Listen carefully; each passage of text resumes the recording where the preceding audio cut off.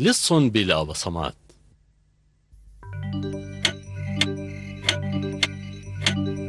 لا عجب أن تكون غرفة الجلوس خالية.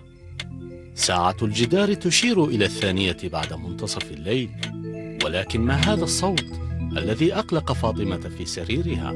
صوت أقدام، لا شك أنه لص. أمي! حتى طلال لم يستطع النوم. كيف لا أخاف وأنا أسمع صوت حذائه بوضوح؟ أبا طلال، استيقظ أبا طلال. ما القصة؟ ما القصة؟ اسمع يا رجل. ماذا أسمع؟ في بيتنا لص. لص؟ هل تحلمين يا جليلة؟ لا شيء في بيتنا يستحق اهتمام اللصوص. عودي إلى النوم. لص.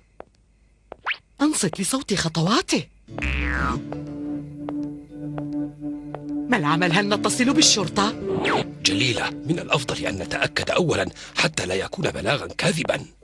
وأخيرا قرر أفراد المنزل أن يواجهوا اللص. أبي، صوت حذائه قادم من المطبخ. اقتربوا، لدي خطة مناسبة لكم. داهم الخطر قبل أن يداهمك، عنوان الخطة التي رسمها أبو طلال. اتفقنا؟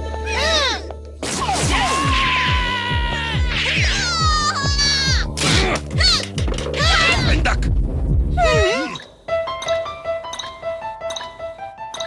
صنبور معطل. يا إلهي، كنت سأطلب منك أن تصلح الصنبور يا أبا طلال، لكني نسيت. لا لص في منزلنا إذن؟ ومن قال ذلك؟ هذا أخطر لص سمعت عنه في حياتي. لص بلا بصمات، يسرق الماء طيلة النهار والليل.